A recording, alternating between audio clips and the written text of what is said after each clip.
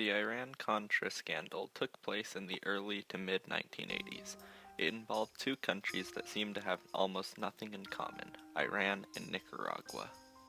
In 1979, the American-backed Somoza regime in Nicaragua was taken out of power due to a revolution by the Sandinistas. The Sandinistas were very leftist and socialists, and in the eyes of many Americans, they were communists. In 1980, Ronald Reagan was elected president.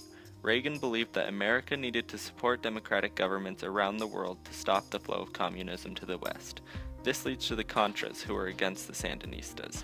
For the most part, the Contras were made up of the elite class who lost much of their influence or power due to the rise of the Sandinistas, or more generally, beneficiaries of the Somoza regime.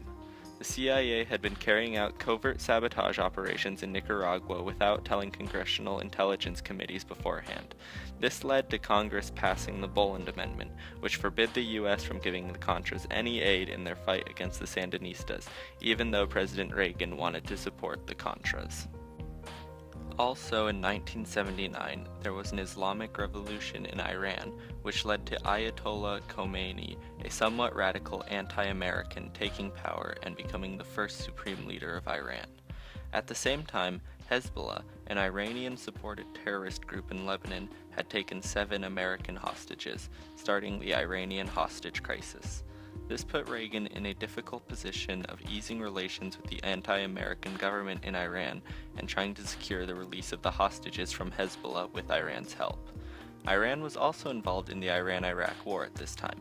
This group of political conflicts allowed to Reagan and other high-level government officials, including National Security Council aide Lieutenant Colonel Oliver North and National Security Advisor Admiral John Poindexter, to see an opportunity which fulfilled the needs of the Iranians, Americans, and at the same time involving the Contras in Nicaragua. The National Security Council is an executive agency which facilitates and advises the President on matters of foreign policy. The National Security Council hired Oliver North as a military political liaison. His main job was to make sure the President's wishes regarding foreign policy were carried out and executed. Reagan had 2 main wishes in 1984 and 85. His first was to secure the release of the hostages in Lebanon, and his second was to get aid to the Contras in Nicaragua. Again, government funding to the Contras was specifically forbidden by the Boland Amendment, so North, who believed he had President Reagan's blessing on all of his actions, looked to get the Contras funding not from the American government, but to have third parties, which included other foreign governments, such as Brunei, to completely avoid the government. Over the course of 2 years, North facilitated weapons sales from the U.S. to Iran in hopes of easing relations between the two countries, which would give the U.S. leverage for the release of the hostages. The profits from these sales would then be used as aid to the Contras. However, the sales were not directly between the U.S. and Iran originally. Originally, the U.S. used Israel as a middleman to sell the arms to Iran secretly. During these interactions, Israel also promised to do everything in its power to free the hostages. Eventually, Hezbollah did release 3 of the hostages they took. However, in following months, Hezbollah seized 3 replacement hostages. The money made from the sales was diverted to the Contras behind Congress's back, which directly violated the Boland Amendment. When the U.S. did sell arms directly to the Iranians, Hezbollah would not release any other hostages, and the sales then evolved into an arms for hostages situation. These sales were approved by Reagan, despite campaigning on the promise that he would never negotiate with terrorists.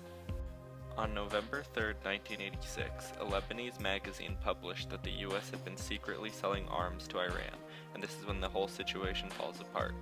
Around the same time, the Sandinistas had shot down a plane that was carrying American supplies going to the Contras. It is found by Attorney General Edwin Meese that only $12 million of the $30 million made from the arms deals was received by the U.S. government. The other $18 million had gone to the Contras. Oliver North admitted that he had been diverting the funds to the Contras with the approval of Poindexter and with the blessing he assumed of President Reagan. Reagan denied knowing that any money was going to Nicaragua and the Contras, but is forced to admit to knowing of the arms sales to Iran due to the magazine article. North is fired from the National Security Council, and Poindexter is forced to resign by Reagan. Reagan appointed the Tower Commission to investigate the scandal, and Congress had committees investigate on their behalf. Both found that the people involved did in fact break the law. It is unknown whether Reagan knew what was happening in Nicaragua, but in any case, both investigations stated that he had mismanaged the situation.